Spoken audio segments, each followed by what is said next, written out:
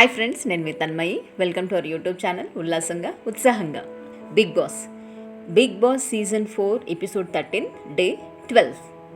హౌస్లో కొంతమంది ఇంగ్లీష్ మాట్లాడుతున్నారు అని అండ్ బిగ్ బాస్ పిలిచినప్పుడు కొంతమంది లేట్గా వస్తున్నారని బిగ్ బాస్ వాళ్ళకి పనిష్మెంట్ ఇవ్వాలనుకుంటాడు.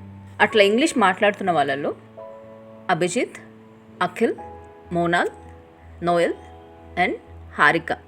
ఇంకా బిగ్ బాస్ పిలిచినప్పుడు లేట్గా వస్తున్న వాళ్ళు దేవి నాగవల్లి, అమ్మ రాజశేఖర్, మోనాల్, నోయల్ ఇంకా దివిని లిస్ట్లో ఎక్స్పెక్ట్ చేయలేదు.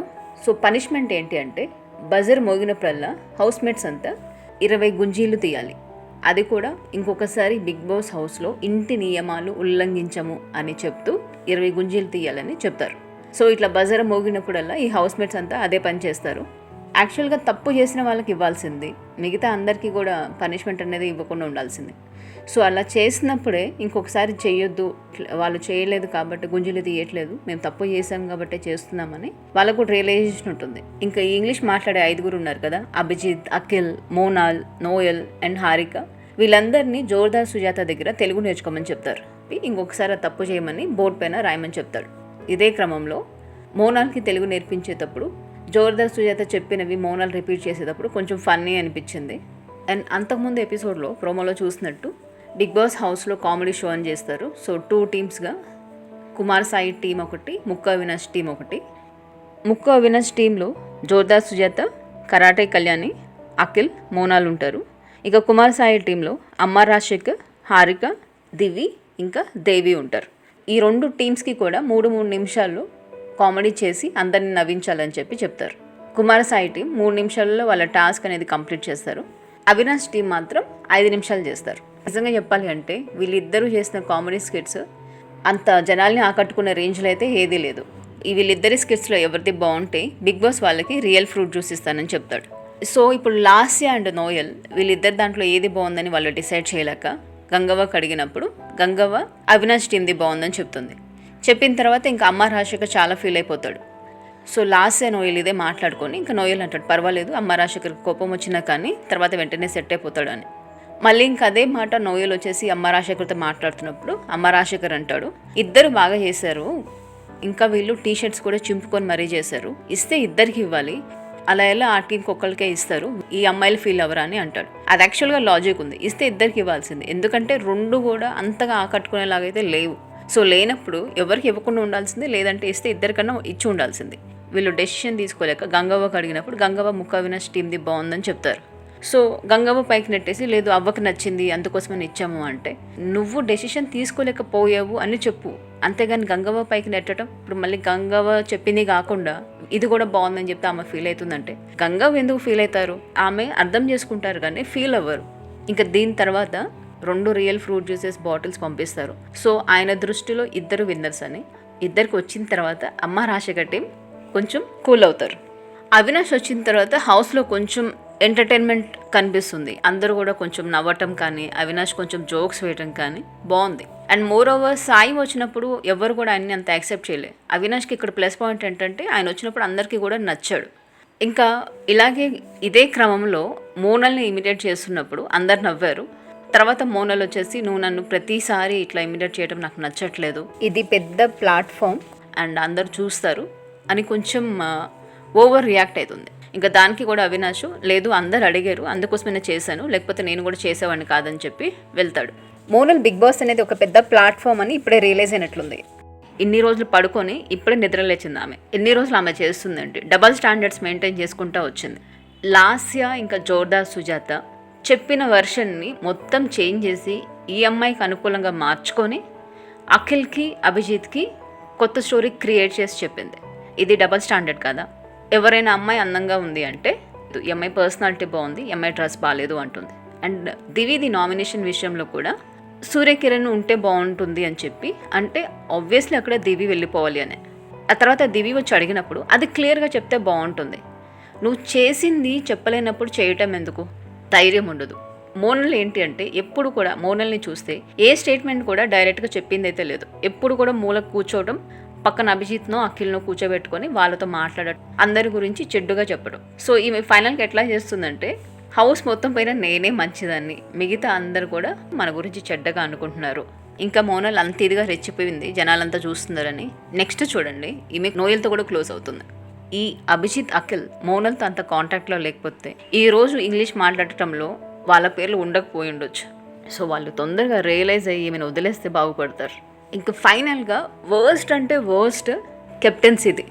ఒక టాస్క్ లేదు, హౌస్లో ప్రతి ఒక్కరి ఒపీనియన్ ప్రాపర్గా తీసుకోవాలి. లాస్య యాజ్ ఏ కెప్టెన్గా మీరు హౌస్లో ఒక 4 పేర్లు చెప్పండి బాగా పర్ఫామ్ చేసిన వాళ్ళు అంటే నోయల్, మెహబూబ్, అభిజిత్, కళ్యాణి. నోయల్ ఏం చేసిండు, అభిజిత్ ఏం చేసిండు, ఏదైనా టాస్క్లో కాంపిటేట్ ఏమైనా చేశారా, ఫిజికల్ టాస్క్లు ఏమైనా అయినాయా, హౌస్లో ఏదైనా ఆర్గ్యుమెంట్ అయ్యి ఏదైనా ఫైట్ అయినప్పుడు వాళ్ళు వచ్చి ఏమైనా సాల్వ్ చేశారా, వాళ్ళు ఏదైనా చేసి హైలైట్ అయిందంటే లేదు. హౌస్లో అందరు కూడా నోయల్కి ఫేవరిజం అనేది చూపిస్తున్నారు. వాళ్ళకి ఏమైనా ఆల్రెడీ అట్లా చెప్పి పెట్టారో లేదంటే వాళ్ళందరూ కూడా నోయల్ అంటే పెద్ద ఇదిలాగా ఫీల్ అవుతున్నట్టున్నారు. మెహబూబ్ కనీసం డాన్స్ అన్నా చేసిండు, కొంచెం అక్కడ హైలైట్ అయ్యిండు. అండ్ ఇంకొకటి కరాటే కళ్యాణి అయినా అందరికీ వండి పెట్టడము. అండ్ అరియానా సోహెల్ వచ్చినప్పుడు మాకు ఆకలేస్తుంది అంటే ఎవ్వరు కూడా వాళ్ళకి ఫుడ్ పెట్టడానికి రెడీ ఉండరు. కానీ కరాటే కళ్యాణి నేను వండి పెడతాను అని వెళ్ళి కుక్ చేసి వాళ్ళకి పెడుతుంది. So she has that helping nature. And ఒకటి కరాటే కళ్యాణి కొన్ని విషయాల్లో ఆమె మాట్లాడేది చూస్తే ఆమె మనసు బాగానే ఉంది, కాకపోతే ఆమె చెప్పే విధానం అనేది బాగాలేదు. వీళ్ళ 4 కొంతమంది నోయల్ పేరు తీస్తారు. ఇంకా లాస్యా కూడా అందరికి నోయల్ ఓకే మెజారిటీ ఓకే అని చెప్పేసి అందరికి నోయల్ ఓకే అని చెప్పి ఆమె డిసైడ్ అయిపోయి నోయల్కి ఇచ్చేస్తుంది. అందరు కనీసం ఒక చిట్ అన్న ఇచ్చేసి హౌస్లో నెక్స్ట్ కెప్టెన్గా ఎవరు ఉండాలనుకుంటున్నారని కనీసం చిట్స్ అన్న ఇచ్చేసి వాళ్ళతో చెప్పించాల్సింది. అందులో కొంతమందికి ఎటు డైరెక్ట్గా మాట్లాడటానికి ధైర్యం అనేది లేదు. కనీసం వాళ్ళు ఏమనుకుంటున్నారనేది చిట్ పైన రాసి ఇవ్వాల్సింది. మెజారిటీ వచ్చిన వాళ్ళకు ఒక టాస్క్ అనేది పెట్టి టాస్క్లో గెలిచిన వాళ్ళకి ఇచ్చినా బాగుంటుంది. ఏమీ లేకుండా నోయల్ నెక్స్ట్ కెప్టెన్ అంట. సో నోయల్ కూడా నెక్స్ట్ కెప్టెన్గా బాధ్యతలు తీసుకొని వర్క్ అంతా కూడా అందరికి అసైన్ చేయాలనుకున్నాడు. ఇదే ప్రాసెస్లో అమ్మ రాజశేఖర్కి దేవికి మధ్య ఆర్గ్యుమెంట్ నడుస్తుంది. కిచెన్ వర్క్ అనేది అంతకుముందు ఇచ్చిన వాళ్ళకే కాకుండా కొత్త వాళ్ళకి ఇవ్వండి. కరాటే కళ్యాణి పైన అంతకుముందు అందరికీ నెగిటివ్ ఒపీనియన్ ఉండేది, బట్ ఇప్పుడు ఆమె అందరికీ వాళ్ళకి కావాల్సినవి వండి పెడుతుంది. అందువల్ల అందరికీ ఆమె పైన మంచి ఒపీనియన్ అనేది ఫామ్ అయింది. సో అలా మిగతా అందరికీ కూడా ఛాన్స్ ఇస్తే సో వాళ్ళు కూడా వాళ్ళపైన ఉన్న నెగిటివ్ ఇంప్రెషన్ కొంచెం దూరం చేసుకొని అందరికీ మంచిగా దగ్గర అవుతారని దేవి చెప్తుంది. దేవి చెప్పిన వెంటనే కరాటే కళ్యాణి అట్లా అందరికీ మంచిగా దగ్గర అవ్వాలని నేను అనుకున్నానని మీరు డిసైడ్ చేయొద్దు. నేను ఎక్కువ మాట్లాడేస్తాను, కిచెన్ దగ్గర ఉంటే నేను అందరితో మాట్లాడేది తక్కువ ఉంటుంది, నాకు నోరు ఎక్కువ, అందుకోసమే నేను కిచెన్ దగ్గర ఉన్నాను అని కరాటే కళ్యాణి అంటుంది. ఇంకా అమ్మ రాజశేఖర్ దేవి నువ్వు వాయిస్ తక్కువ చేసి మాట్లాడనుకొని ఇద్దరు మాట్లాడుకుంటారు. అక్కడికి ఎవ్వరూ తగ్గలే. ఈ కిచెన్ విషయంలోనే లాస్య ఇంకా దేవి మాట్లాడుకుంటున్నప్పుడు లాస్య తన పాయింట్ ఎక్స్ప్లెయిన్ చేసే టైంలో దేవి అక్కడి నుంచి వెళ్ళిపోబోతారు. అప్పుడు వెంటనే లాస్య నేను మాట్లాడేటప్పుడు రెస్పెక్ట్ ఇవ్వకుండా మీరు అట్లా వెళ్ళిపోతే ఎలా, దేవితో ఉన్న ప్రాబ్లం ఇది. అంతకుముందు కూడా అంతే, కరాటే కళ్యాణి ఒక మాట చెప్తున్నప్పుడు లాన్లో కూర్చొని వాళ్ళకి ఎందుకు ఫుడ్ పెట్టావు సోహెల్కి అరియానాకి అంటే కరాటే కళ్యాణి చెప్తుంది నాకు తినకపోతే ఎట్లా ఉంటుందో నాకు తెలుసు, అందుకోసం నేను పెట్టానని ఆమె చెప్తున్నప్పుడు వెంటనే దేవి అక్కడి నుంచి లేచి వెళ్ళిపోతుంది. అది కూడా తప్పు. ఇప్పుడు కూడా అంతే చేస్తుంది ఆమె. కొన్నిసార్లు మాట్లాడే పాయింట్ కరెక్ట్ ఉన్నా కూడా ఆమె బిహేవియర్ అనేది కొన్నిసార్లు ఇట్లా సడన్గా ఒక రూడ్గా వస్తుంది కదా, అలా చేసుకుంటుంది ఆమె. ఇంకా దేవి అంటుంది మీరంతా కలిసి నన్ను టార్గెట్ చేస్తున్నారు, నామినేషన్ టైం నుంచి చూస్తున్నాను, కావాలని నన్ను అవాయిడ్ చేస్తున్నారు, ఆ తర్వాత ఏదో అయ్యింది అందుకోసమే నన్ను అవాయిడ్ చేస్తున్నారని చెప్తుంది. దేవి ఎప్పుడు కూడా వీళ్ళతో కలిసి ఉన్నట్టుగానే మిగతా హౌస్ మేట్స్ దేవితో ఉన్నది కానీ చూసింది చాలా తక్కువ. మరి మీ కౌశల్ లాగా నన్ను ఒక్కడనే ఒంటరివాణి చేశారు అన్న పాయింట్ ఈమె కూడా కనెక్ట్ చేయాలనుకుంటుంది. సో నోయల్ ఇట్లా బోర్డు పైన రాస్తూ హౌస్ మేట్స్ ఎవరు కూడా లైట్స్ ఆపట్లేదు, బిగ్ బాస్ వచ్చి నాకు సారీ చెప్పాలి, నేను ఒక ప్రకృతి ప్రశాంతంగా ఉన్నంత వరకే, ఆ తర్వాత అది కనుక రెచ్చిపోయిందంటే ఎవరు ఆపలేరు, బస్తీ మీ సవాల్, ఇట్లా నోటికి ఏది వస్తే అది మాట్లాడేశాడు. అక్కడ ఇంత బిల్డప్ ఇచ్చిన తర్వాత మనం ఏ రేంజ్లో ఎక్స్పెక్ట్ చేస్తాం, అక్కడ ఏముండదు. ఆ తర్వాత ఈ కెప్టెన్సీ టాస్క్లో ఈయన కెప్టెన్ చేయగానే అంతా సైలెంట్ అయిపోయింది. హౌస్ మేట్స్ లైట్స్ ఆపకపోతే బిగ్ బాస్ ఎందుకు వచ్చి సారీ చెప్పాలి నీకు? కొంచెమైనా యూజ్ చేయన్నా. నువ్వు అంత ఇదిగా నువ్వు ప్రకృతి అన్నప్పుడు ప్రకృతి ప్రశాంతంగా ఉంటుంది, అట్ ద సేమ్ టైం కొంచెం బ్రెయిన్ కూడా యూజ్ చేస్తుంది.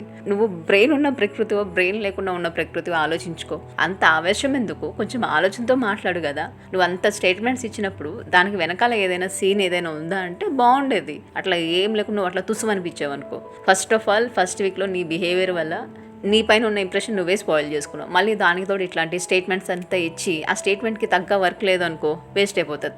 నోయల్ ఇంకా గుంజలి దించిన తర్వాత కూడా ఆయన ఫేస్ చూపించినప్పుడు కళ్ళంతా కూడా ఎర్రగా అయిపోయి అప్పుడే కోపం, ఆ ఎమోషన్ అనేది కనిపించింది. సో నీకు అట్లా పనిష్మెంట్ తీసుకోవటం ఇష్టం లేనప్పుడు ఇంగ్లీష్లో మాట్లాడకు.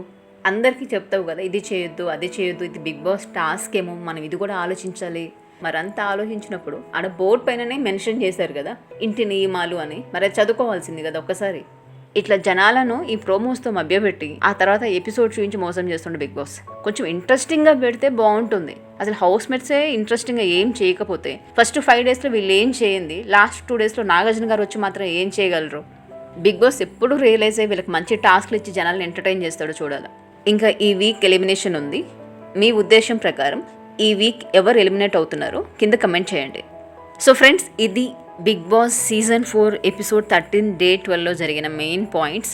మీకు ఈ వీడియో నచ్చినట్లయితే మా ఉల్లాసంగా ఉత్సాహంగా ఛానల్ని సబ్స్క్రైబ్ చేయండి. నేను మీ Tanmayi. See you all very soon with our next video. Thank you so much.